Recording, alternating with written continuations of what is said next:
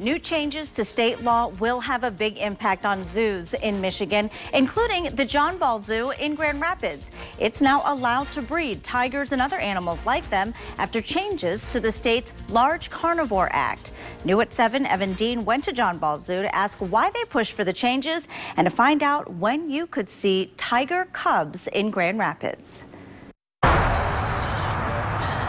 The signs outside the exhibit tell of the problem. Amur tigers in trouble. There's less than 400 in the wild. There may be a day where there are none left in the wild. That's why conservation is key. But because of a drafting error in the old law, it had been illegal for zoos in Michigan to breed large carnivores, tigers, lions, and the like. The great thing, though, about Michigan is there is a process to change that. There is a process to amend a bill. That's exactly what they did. Both the John Ball Zoo in GR and Binder Park Zoo in Battle Creek publicly backing a bill and testifying in support of change. This law will allow us to breed our Amur tigers.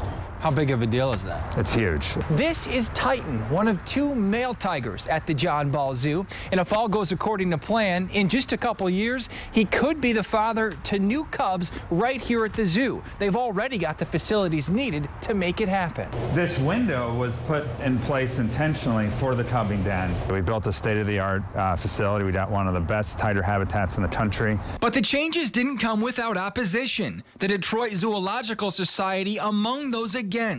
They argued that rather than fixing a minor typo, the amendments went further, allowing non-accredited zoos to care for and breed large carnivores.